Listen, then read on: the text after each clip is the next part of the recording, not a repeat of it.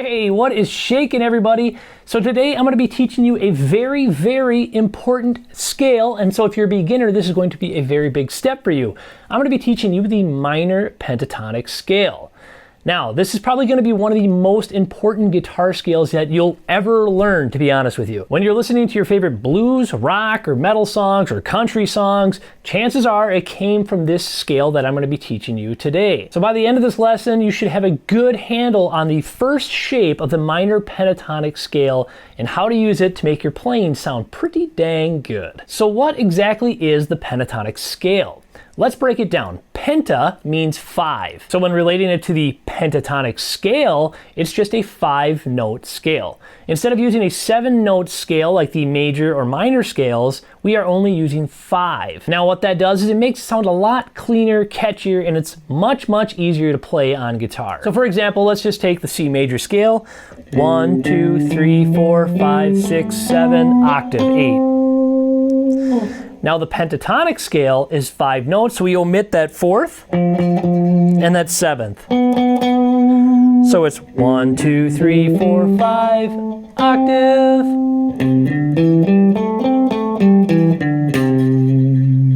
The minor pentatonic scale is a go-to scale for guitarists because it's so simple, I'll call it. And it sounds pretty dang good over no matter what you're gonna play. And you can use the soloing over tons and tons of songs. Why don't I just call it the Swiss Army knife of guitar scales, because it's so versatile, it's powerful, and it really does pretty much always work. All right, so let's learn the shape that we're going to be using today. We're going to start in the key of A minor, since this is a pretty common key for most songs and most people play. So here's the pattern. We're going to start on the 5th fret of the low E string on that A note, and we're going to play the 8th fret on the E string to that C note. Then we're going to jump over to the A string and we're going to play the 5th fret of the A string on that D note, the 7th fret on that A string as well, that E note, then the 5th fret up here on the D string, it's going to be a G note, and then we're back to our A note on the octave. Then on the G string, 5th fret to 7th fret. Then on the B string, we're going to play 5th fret to 8th fret. And then on the high E string, 5th fret to 8th fret. So all together, it's going to sound something like this.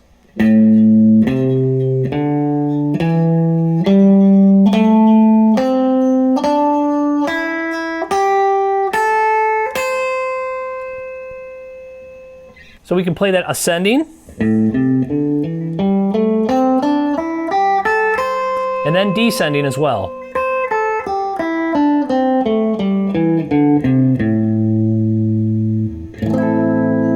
Now, a lot of players call the minor pentatonic scale a box 1 position. However, I like to think of box 1 as the major position. That's just kind of how I've always learned it.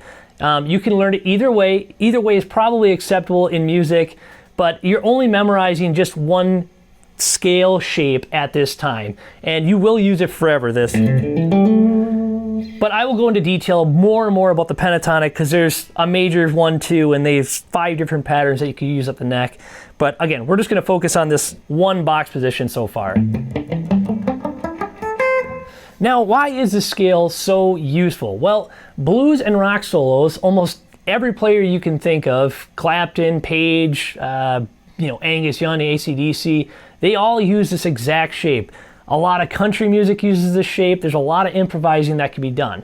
So if you know your chords in any key, you can use this pentatonic scale over the top, and it's most likely, 90% of the time, it's going to sound very, very good. The other perk? It's a very, very easy scale to learn, being that there's only 5 notes and then the shape repeats up and down the neck. So let me show you an example here quickly. I'm gonna play over an A minor chord and a D minor chord in a simple progression that I noodle around on. But first, let's just go over the scale. I encourage you to play with me on it. We're gonna go ascending and then descending, and we're gonna do this a few times through, and then I'll stop it and show you a little bit of improvising, what you could do to make this scale kind of sound more musically. So first up, let's just run up and down down the scale a few times so you can get the hang of it. And again, play along with me.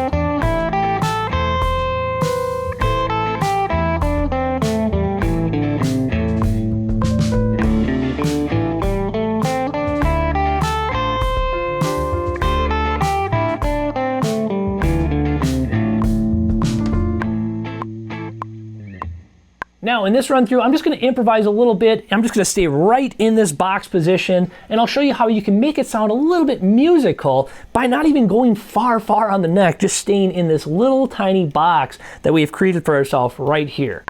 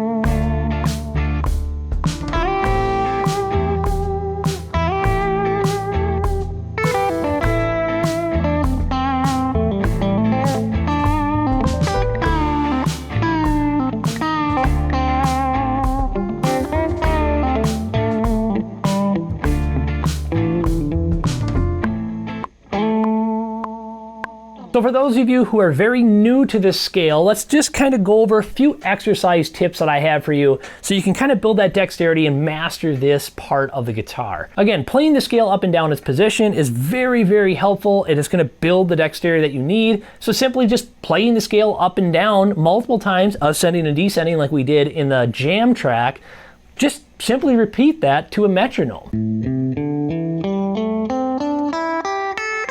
Again, another thing to be aware of too, if you're kind of new at the alternate picking, which we can go over in a different episode, just playing up and down on a string, right?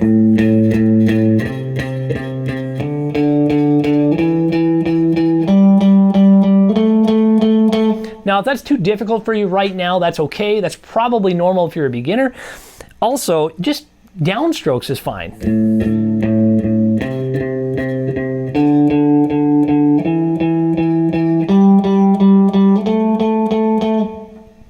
Again, don't rush it. Clean notes are important, so just really pay attention to where you're fretting close to that bar.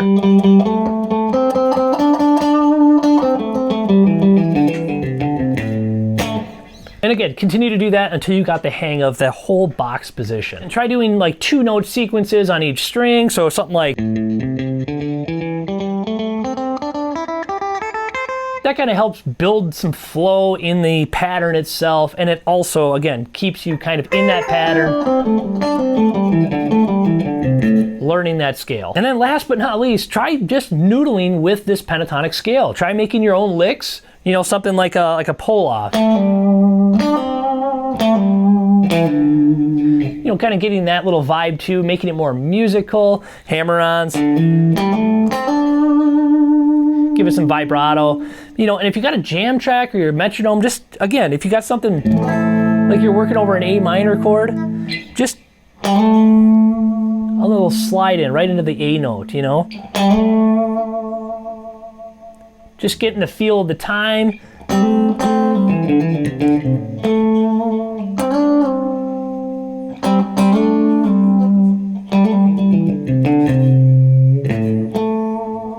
It instantly makes it start to sound musical and kind of like a solo. So here's the fun part. Once you've got all that stuff down, you can actually use this in real songs now. So if the song is in A minor, or the chords are mostly A minor, D minor, or E minor, you can use this scale pretty much all day long and it's gonna sound good. So now I'm gonna play that A minor, D minor progression, and I want you to just randomly solo the notes with that scale over that progression and just see how it sounds, and just play over on and repeat a little bit and just get the hang of the scale, hang of some licks, and just see how it feels and make it musical.